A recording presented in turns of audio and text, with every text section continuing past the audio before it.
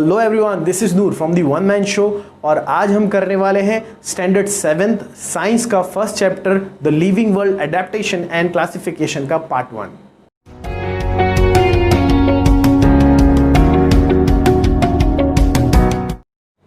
So come on दोस्तों, आज हम शुरू करने वाले हैं स्टैंडर्ड 7th का science. This is my first chapter for science और स्टैंडर्ड 7th के लिए भी ये पहला चैप्टर होगा।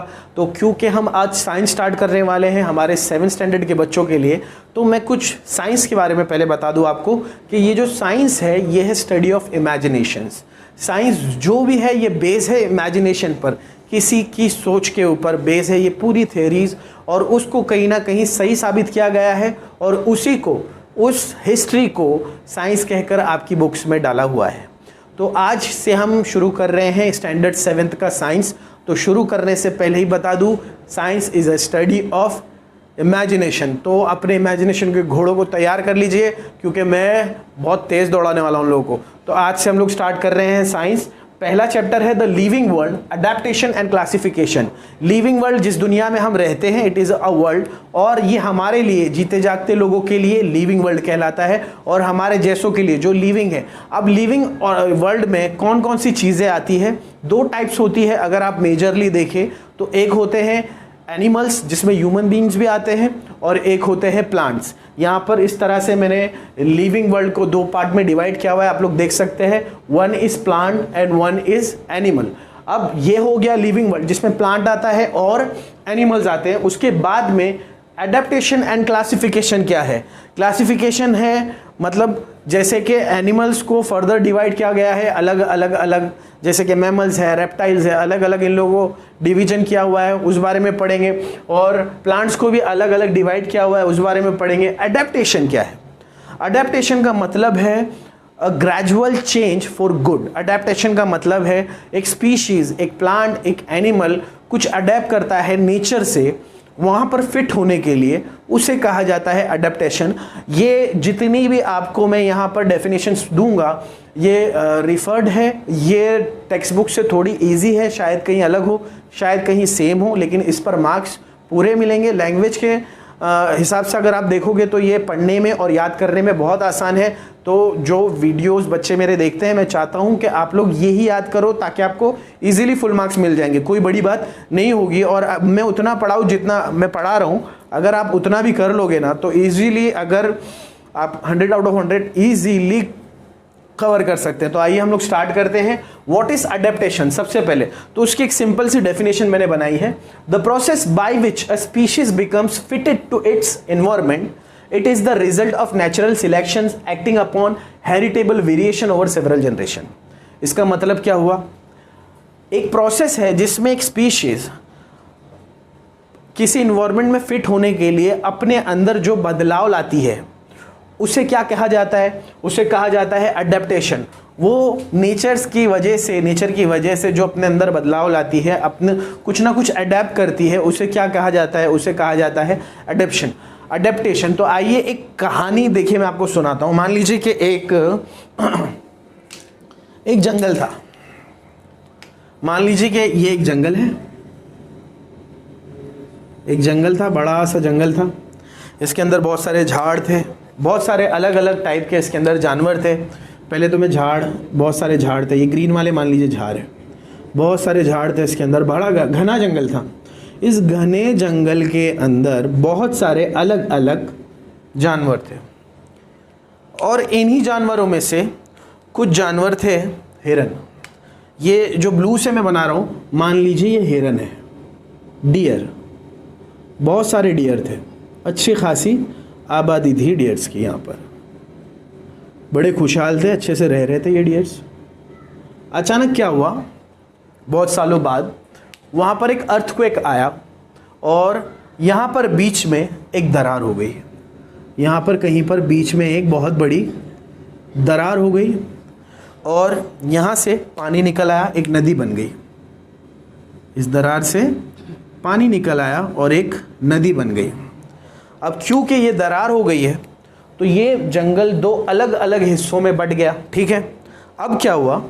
अचानक इस तरफ, एक तरफ कहीं से एक प्राइड आ गया। प्राइड मतलब गैंग ऑफ लायन यहाँ पर आ गई, यहाँ पर आकर ये लोग बस गए, बहुत से लायन आ गए यहाँ पर, या मान लीजिए टाइगर आ गए, और यहाँ के जो हिरन थे ना वो सेफ हो गए। तो क्या यहाँ के हिरन ख़त्म हो जाएंगे? नहीं, ऐसा नहीं हुआ। कई 100 साल गुजर गए, उसके बाद में जब देखा गया तो यहाँ के हिरनों में यहाँ के मुकाबले कुछ बदलाव हो गए। इन लोगों ने, क्योंकि इन लोगों का जो सर्वाइवल था वो टफ था, क्योंकि यहाँ के हिरनों को शेरों का मुकाबला करना पड़ रहा था, यहाँ शेर थे, तो इन लोगों ने सींग डेवलप कर ली। इनकी स्पीशीज में सींग आ गई। यहाँ वाले बिना सींग के रह गए, इनके पास हॉर्न्स आ गए, सींग आ गए, इनके पैर ज़्यादा मजबूत हो गए, ये ज़्यादा तेज़ भागने लगे, ये ज़्यादा मजबूत हिरन बन गए।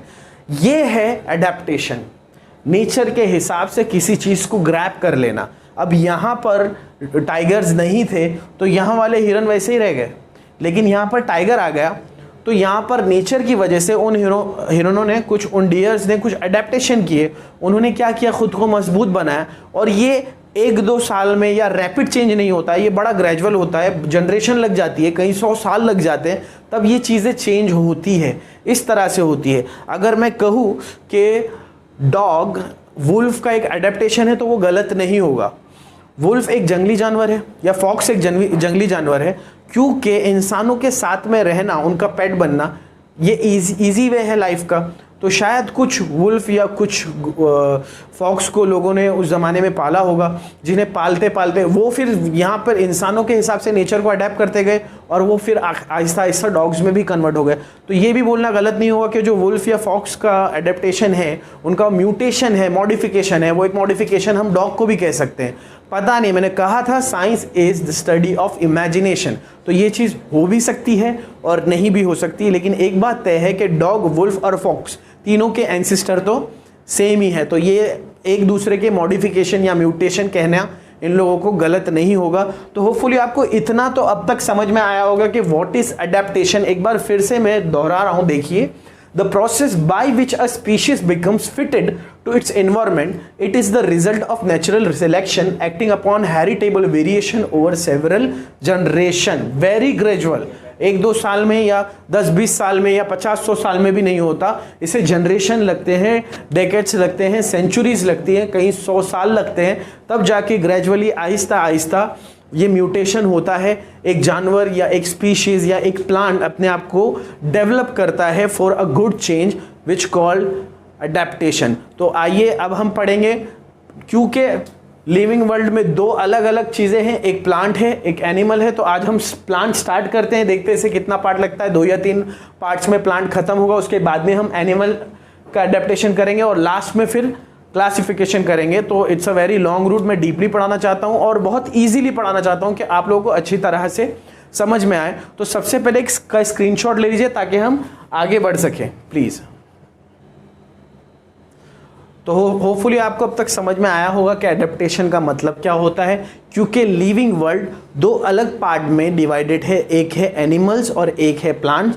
तो दोनों के एडेप्टेशन हम पढ़ेंगे। पहले पढ़ेंगे adaptation in plants. Adaptation in plants का मतलब क्या होता है, सबसे पहले इसके लिए भी हमने यहाँ पर डेफिनेशन बनाई हुई है। प्लांट्स अडॉप्ट्स और adjust to their surrounding, this help them to live and grow.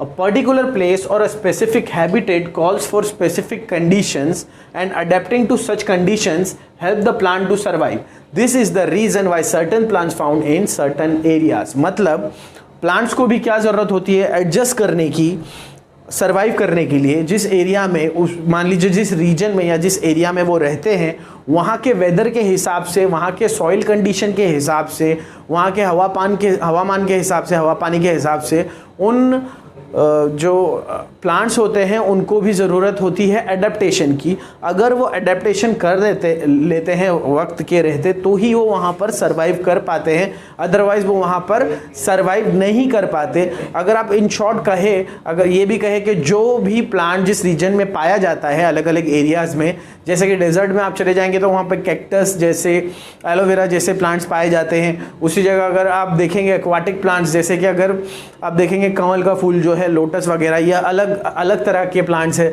तो इनमें एक अलग अलग स्पेसिफिकेशन पाई जाती है, अलग अलग तरीके के एडेप्टेशन करके वो स्पेसिफिकेशन आई है।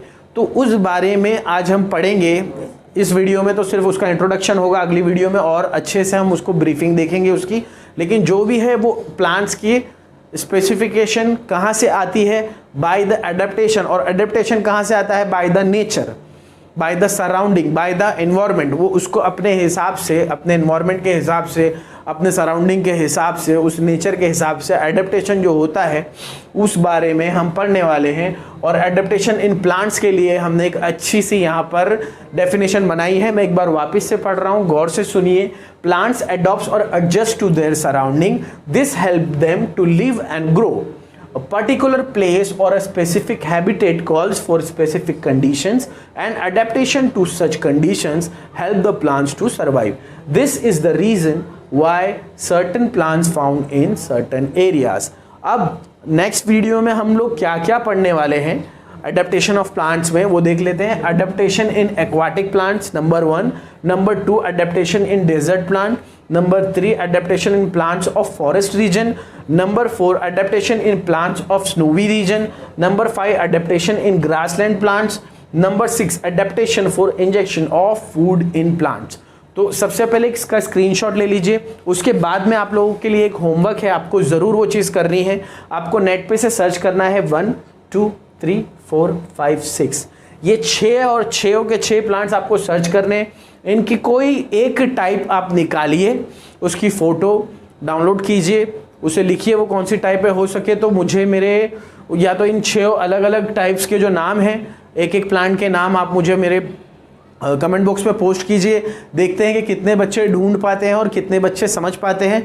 नेक्स्ट वीडियो जो है 1 से 2 दिन में आएगा, जिसमें हम इन सब की ब्रीफिंग देखेंगे। एक्वाटिक प्लांट्स कैसे अडेप्टेशन हुआ है उनमें, डेजर्ट प्लांट में क्या अडेप्टेशन है, फॉरेस्ट रीजन वाले प्लांट में, स्नोवी रीजन वाले प्लांट में, ग्रासलैंड वाले प्लांट में, और adaptation for injection of food in plants क्या है, ये सब हम पढ़ेंगे नेक्स्ट वीडियो में। तो अगर आपको मेरी वीडियो अच्छी तरह से समझ में आई है या ना आई है तो मुझे कमेंट बॉक्स में बताइए। अगर कोई डाउट है, कोई सजेशन है, तो भी आप हमें पूछ सकते हैं हमारे कमेंट बॉक्स में। और अगर आपको हमारी वीडियोस पसंद आ रही है तो please do like, share, subscribe and press the bell icon. This is Noor from the one man show, signing of.